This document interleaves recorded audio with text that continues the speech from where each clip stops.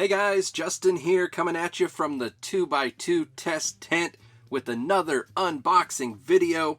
This one is from Atrium lighting. You may have seen this one around before. It's actually pretty cool. It's a little bit different design because they actually used some algorithmical way of spacing the diodes out to try and combat the problem that all these quantum boards have of having just a blistering hot a spotlight right in the middle of them. So they've spaced out the diodes on this board accordingly, and it's really cool. They've got some other cool features too on the light, but let's just bust into this because this is actually going to be really cool. I think for a 2x2 space, I think this is going to crush pretty well. So we have the normal players here. Of course, we have the heat meter. We've got the par meter, spectrometer, the meter, and the watt meter, and baby katana here. So let's get the meters out of the way. We will get into this box. This is from Amazon, so I imagine it will probably be a box in a box, as usual. Nice stealthy delivery. Looks like any other Amazon box that you would receive, so that nobody really knows you're getting a grow light. Just in case you don't want your neighbors know, or your mailman, or whoever. So let's see, spin this around here. There we go. And this is the Hydra 1000. Pretty nicely packaged, actually. And this is a US-based company. Of course, not made in America, because you can't really get the diodes and whatnot made in America anymore. But they do have a happy, unhappy product brochure here, just like most companies do. Then they have their small user's manual. Basic safety precautions, dimensions, specifications.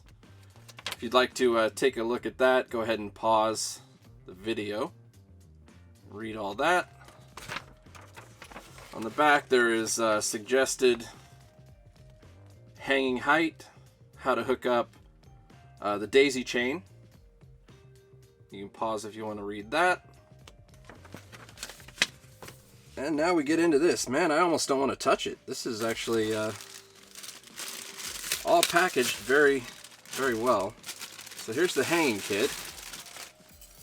Comes with a couple of wire ties, or zip ties. That's cool.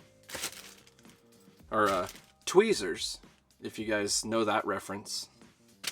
I don't know how many of you guys build computers out there, but these are actually some really beefy hangers. This is some thick cabling for how light this light is. So that's pretty cool. Nice hanging kit. Get into the rest of the accessories here. We got the daisy chain plug, of course. Power plug. It is going to be a little 3-prong jobber. It's not like the standard little squared off one. Rope ratchets. What do we got in the rope ratchet department? Plastic geared rope ratchets. I don't know if you can see that. There you go. Plastic gear on the rope ratchets.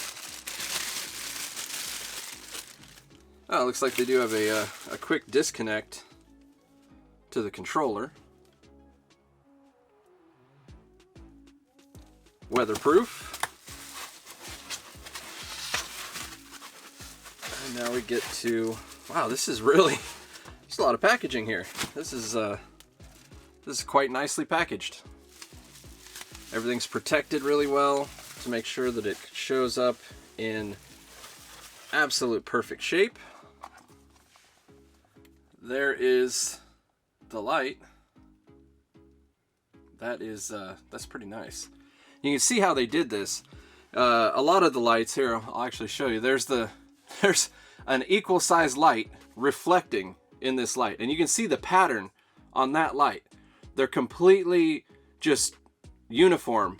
No no rhyme or reason as far as thought about spacing them out. It's just stuff as many diodes in as possible. Whereas this light, you can see they did not do that. They tried to space everything out to the corners so that you'll get more light to the corners because they know that's the weakest spot. And then the middle is a little more sparse because they know that these corners are going to bleed over and cover all this. So this is actually a really, really genius design. Really, really genius, and I'm kind of shocked that nobody did something like this sooner. So this is really cool. This thing is also built extremely well, in my opinion. Just handling it here, wow. It's solid. It is solid, and it looks slick too. Damn slick. Nice metal plate. You've got your XLG Meanwell driver. This does have LM301B Samsung diodes. So you're all set there. Meanwell driver, Samsung diodes. Now take a look at the controller here. You'll notice a little bit something different from the rest of them. That right there. So that's actually a watt meter. You're going to be able to see how many watts it's pushing right from that little screen. So we're going to see if it's accurate. That'll be one thing we can test. And that's really cool. That is really, really cool. If it's accurate, it's going to help so many people tuning in their lights. So really cool setup.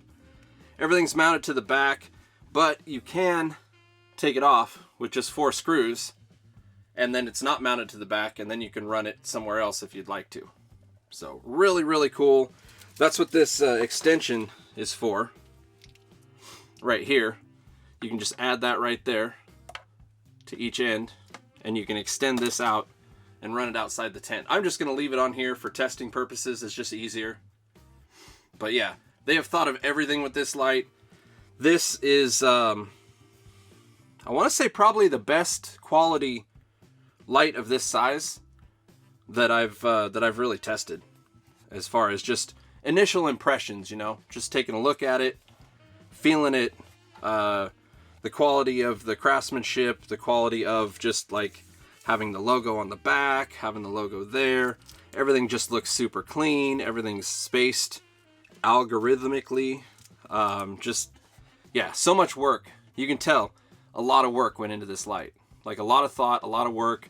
It's not just a cash grab like a lot of them are. So pretty cool. Let's get this thing hooked up and see what kind of par she pushes. And we'll see if all this talking converts over to actual par. So we'll be right back. Alright guys, we are back and we've got it all hooked up here. We've got the par meter underneath, but take a look at the spread on this light. As I discussed earlier, it's very, very concentrated out at the corners and a lot less in the middle, which I think is a great strategy. You can see it's a mix of cool white, warm white, with a couple of reds sprinkled in there. There's an infrared. I don't see any UV, but you can always add that if you would like that later. And then, of course, we've got the controller here. It says it's at 10 watts, which is as low as it goes here. Looking at the watt meter, it says 14.5 watts, so this is fairly inaccurate. Yeah, it's cool though. Nonetheless, I mean, you could use it. Still, if you find areas that you like, say you turn it up to 30, 42 watts, and that's like your sweet spot, at least you know you can always go back to that spot. That is accurate. You can always go back to that. So that's pretty cool. But it definitely isn't accurate as far as the wattage here to the wattage at the wall. Just it's just not. So yeah, let's take a look and see what this thing's pushing at minimum. Now this is at 21.5 inches. I have it at here because my meter is 5.5 inches tall, so that makes it a 16-inch canopy. So that is why I have it up a little bit higher, but the meter is 16 inches, which simulates the canopy. So Let's take a look and see what we get. Quick reading there. 68 par on 14.5 watts. Not too bad. Let's see where we could get to like doing some seedlings here. I'm gonna turn it up to, try and get it to 20. It doesn't want to go to 20. All right, fine, 21 then. Fine, be that way. All right, and that's the start of seedling growth right there for like really small seedlings. Kick it up a little bit more. Let's try 27 on there. I think this is probably going to be pretty good. Yeah, that's about right for your seedlings there. 171. You could go up to 200 if you're really good with the nutrients and whatnot. Let's take a look out at the corner here, or out at the side. 93. And then the very corner. 89. So it definitely falls off. There again, this isn't a true 2x2. This is actually a little bit bigger. This is 27 by 27, so it is it's going to be a quite a task for this light to fill this tent. It's a good sized tent, but it is a little bit bigger than a 2x2. So let's see where we could go to get more towards the edge here. I'm going to turn it up to around 40.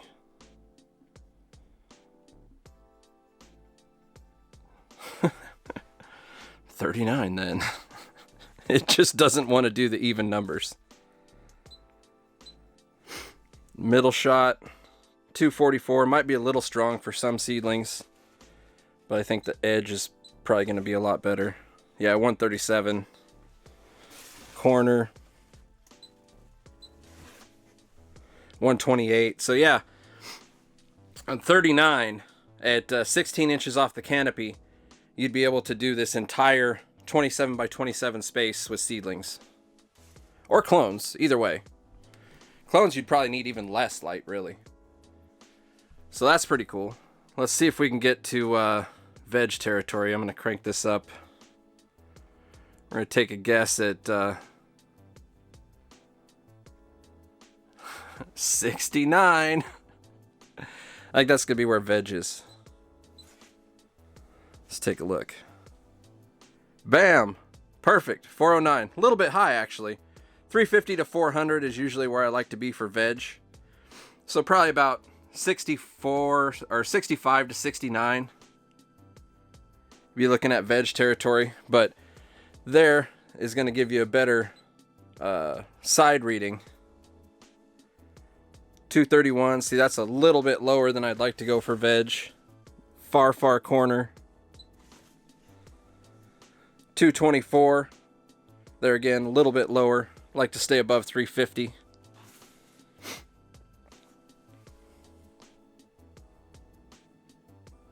So they definitely did their best to try and get rid of the hot spot in the middle, but it's still, just because the light is, I mean, this is where the light is the middle.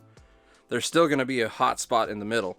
If this light was the exact size of this tent, I think it would have a lot better results as far as eliminating that hot spot in the middle, but who knows.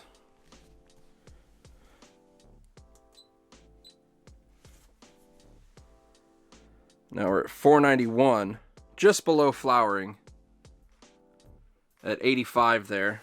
I think that's going to give us a more favorable side and corner reading for veg. So that's still a little low, 278.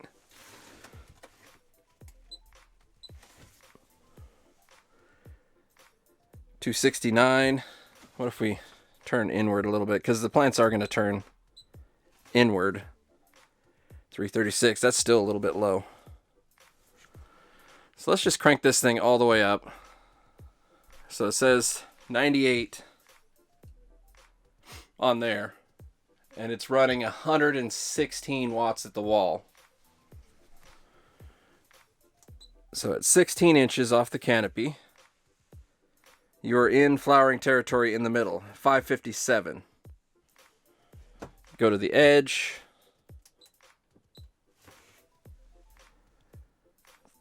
Drops to 301.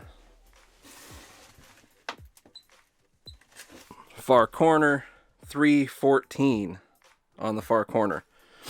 So definitely needs to be brought down a little bit lower. So let's go ahead and drop this down to 12 inches. I'm going to drop it down to 12 inches and we'll see what kind of readings we can get. It's going to have to be lowered for flower. This is going to be enough for veg because the middle here is 556. I mean, that's enough to flower with, but then you go out to the side and that's not really, that's a little low for veg. It would probably work, but it's a little bit low at 314. Try this close corner here. Just for shits and giggles. Yeah, 295. It does have pretty good corner coverage, really. It's not bad. It doesn't fall off as much in the corners as a lot of the lights do. So definitely stuffing more diodes in the corners are helping the corners. Just unfortunately, the size of the light in variation to the size of the grow space, you're still going to get a pretty bright spot in the middle because it's what's directly below the light. So let's go ahead and lower this down to 12 inches and we'll see what we can get. See if we can get some good flowering numbers. All right, guys, we are back and we are now at 17.5 inches, which is going to be 12 inches canopy because my meter there again is 5.5 inches tall. So now we are 12 inches off the canopy. So let's take a look and see what we got. We're maxed out 100%. Oh, did my meter shut off? Ah, there we go. Oh yeah, there we go. 822 in the middle. So that's great. That's really, really great. That's fat cola territory for sure. Anything above 600 is going to be really good. 5 to 600 is going to be okay. Anything below 500, I really wouldn't recommend it. But you could do it if you really were in a pinch. But I like to stay in the 600 to 900 up to even 1200 if you can range. So let's check the side here. 349, a little bit low. There again, this is 27 inches out. Let's give it a little bit of help. We'll turn it in a little bit. 467. So just below what I would recommend for flowering. It, like I said, it could work in a pinch, and that's the very edge. You bring that in just a little bit, and boom, 543. Literally just a couple inches in. So don't let that really deter you too much, because you're still going to get the bulk majority of the center of your canopy covered. And if this was a true 2x2, I think it would fare a lot better. Let's get another reading back in this far side here.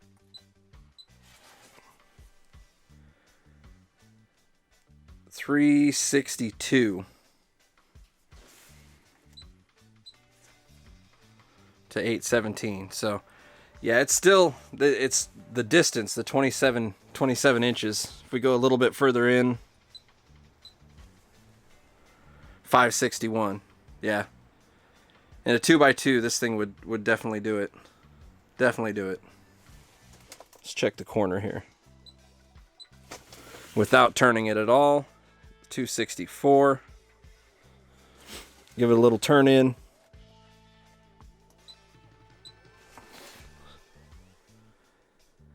That brings the corner up to 341. So in this tent, it's still a little bit low for the corners. I would say that it really is just like literally like a 2x2 space all the way around. If this was a true 2x2, I think it would rock it. So if you guys got a true 2x2 out there, this is definitely a great light for that space. But if you have this Spider Farmer tent, which is a 27x27, it's still going to do a great job across 80 to 85% of this tent. It's just the very, very corners are going to be lacking maybe just a little bit But overall, not bad. Like, I really like the design of the light. I really like the new little watt window there. Even though it's not accurate, it's still something new and cool. It's got great parts. I mean, you got the Meanwell driver. You got the LM301B. It's made really well. It's got a detachable driver. There again, they include a nice long cable that you can attach right there. Nobody does this. Like, nobody does this. This is really cool. 4 screws, and this whole thing comes off in one piece. And then you just attach this cabling onto there, and you can run that outside of the tent. So pretty sweet. I would probably recommend doing that to most people just to keep the heat outside of the tent. And also, being that the driver is on that side, it's not in the center. It does kind of lean a little bit to that way. I've corrected it by putting these in a little bit lower position, closer that way. And then these other ones, I've kind of twisted them so that they were further. And that did correct it a little bit, but it is a little bit, still just a little slight lean to that direction because the driver isn't centered on there. So I would definitely recommend running it with the driver and the dimmer detached and outside of the tent. It's just, why not? Like, why not, really? They give you the cable, and there's no reason not to do it. There's so many benefits to it, so I would definitely do that. But let's let this thing warm up, and we'll come back and take some heat readings, and we will wrap this up. Alright, we are back, and we've had time to let this warm up, so let's go ahead and hit it with the heat camera here. You can see the highest temp is 134, about 135 on the driver.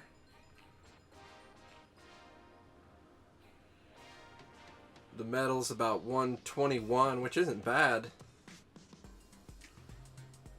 Box is 96, pretty cool. 106 over here. Yeah, so the main heat is that driver that's coming off of here. That's definitely the biggest heat source here. Because the board itself isn't too bad. Like 120, it's about average. But the driver, 133. That's pretty high, but not overly high. I've seen plenty in the 131 to 133 range. So yeah, pretty decent overall. It's a nice little light for a 2x2 setup. I think it would really do well for somebody in a 2x2. Honestly, I think they did pretty well with the layout, trying to space them out more towards the sides rather than in the middle. But this light is so small that I really don't think that it's reaching its full potential. If this was a larger board and you take this same strategy, I think it would work a lot better because you would have more space from the inside to the outside. Here, there's just, I mean, you're looking at maybe 6 inches from the inside to the outside, and it's just not enough to really make a massive impact. So I like what they're doing. I like their ideas. I like their build quality. I just would like to see a larger light from them with this type of algorithm spacing on it. So that's pretty much it for this update, guys. Check the link below if you want to get some more info or if you want to get one. And until next time, happy growing.